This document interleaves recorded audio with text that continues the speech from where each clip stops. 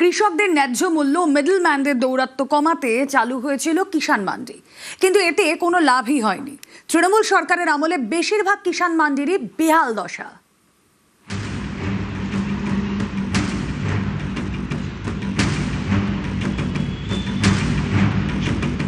পশ্চিমবঙ্গে কৃষকদের ফসলের ন্যায্য মূল্য নিশ্চিত করতে চালু হয়েছিল কিষাণ মান্ডি। 2014 সালে ঢাক ঢোল পিটিয়ে চালু করা হয়। উদ্দেশ্য ছিল কৃষকদের সরাসরি সরকারের কাছে বিক্রির সুযোগ করে দেওয়া, কিন্তু এসব কিছুই হয়নি। তৃণমূল আমলে তৈরি হওয়া বেশিরভাগ কিষাণ মান্ডিরই তাই বেহাল দশা।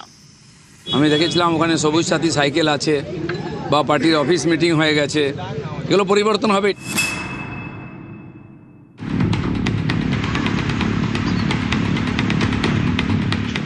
জলপাইগুড়ির ধূপগুড়ির ঝুমুর এলাকা। ধূপগুড়ি শহর থেকে 4 কিলোমিটার দূরে তৈরি করা হয়েছিল এই কিষাণ মান্ডি। দেখুন তার কি হাল। যেখানে কৃষকদের ফসল থাকার কথা সেখানে আবর্জনার স্তূপ। এলাকা জুড়ে ছড়িয়ে ছিটিয়ে পড়ে রয়েছে মদের বোতল, আবর্জনা। ওই পরিকাঠামোটা একদম বেকার। ওই টাকাটা যদি এখানে উন্নতির কারণে লাগতো তাহলে ভালো হতো। ওখানে যে কোটি কোটি টাকা খরচা বেকার হচ্ছে টাকাটা। একটা যে কোনো একটা মালের আইটেমই ওখানে রাখার জায়গা হবে না।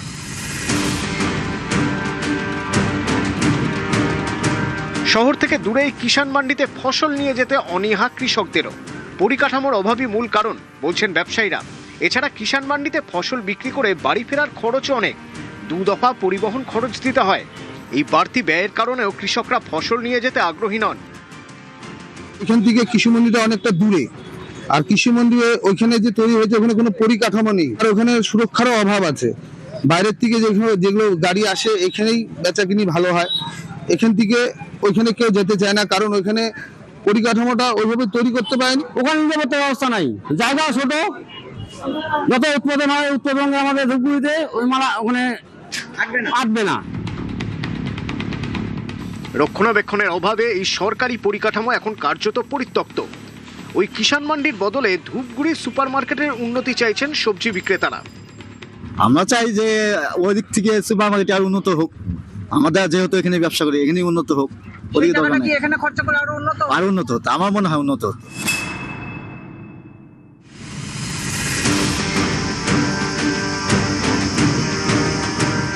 ঝাড়গ্রাম শহর থেকে প্রায় 3 কিলোমিটার দূরে কৃষক মান্ডি।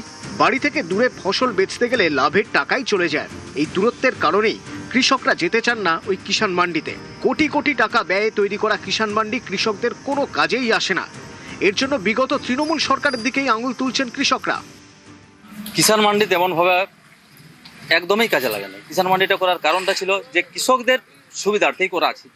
সরকার সেটা দিয়েছিল, খুবই ভালো জিনিস। বিগত দিন থেকে এখনো পর্যন্ত দেখা যাচ্ছে যে কিষাণ মান্ডি কৃষকদের জন্য নয়, এটা একটা ফড়াদার মান্ডি হয়েছে। কিছু ব্যবসায়ী যেগুলো আছে, রাইস মিলের যাদের ব্যবসায়ীগুলো এলাকায় এলাকায় ধানের ব্যবসায়ী আছে, তারা সেই সাধারণ মানুষের কাছ থেকে কার্ডগুলা নিয়ে নিচ্ছে। তাদের দামে কিনে সেই কার্ডের মাধ্যমে তারা বিক্রি করছে মিলে। যে প্রফিটটা চাষিদের হওয়ার কথা সেটা সরাসরি কিন্তু একটা ব্যবসায়িক গোষ্ঠী তারা সেই সুযোগ সুবিধাটা নিয়ে গেছে। বাজার আমাদের কোনো কাজে লাগে না। এই টিএমসি সরকারের দুর্নীতির অপবাদে আমাদের কোনো কৃষক বাজার কোনো কাজের লাগছে না। ঝাড়গ্রামের এই কিষাণ মান্ডিতে শুধুমাত্র ধান কেনা বেচা হয়, মেলে না আর কোনো পরিষেবা। কৃষকরা চাইছেন প্রশাসন বিষয়টি পুনর্বিবেচনা করুক। নতুন সরকার গঠন হয়েছে, যা আমরা চাইছি যে এই সুবিধাগুলো চাষি যাতে ন্যায্য মূল্য পায়, সেইটা যেন আমরা সরকারি যে সরকার আছে তার কাছে আমরা অনুরোধ জানাই। চাষিরা অসহায়, তারা দীর্ঘদিন ধরে দম বন্ধতে ছিলেন, তাদের এখন দম বন্ধ নেই, তারা খোলা হাওয়ায় এখন ঘুরছেন।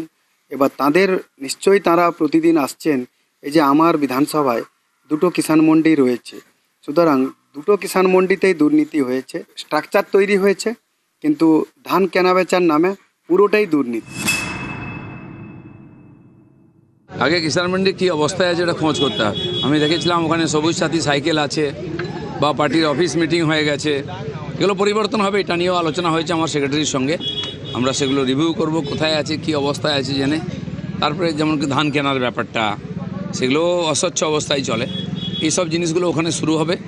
এছাড়াও এত বড় প্রিমিসিয়াস এত টাকা খরচা হয়েছে, এটা অন্য পারপাসে ব্যবহার করার চেষ্টা হবে। কোথাও লিজও দেওয়া হয়ে গেছে, তো সেগুলো প্রপার যাতে ইউজ হয় তার ব্যাপারে চিন্তাভাবনা হবে।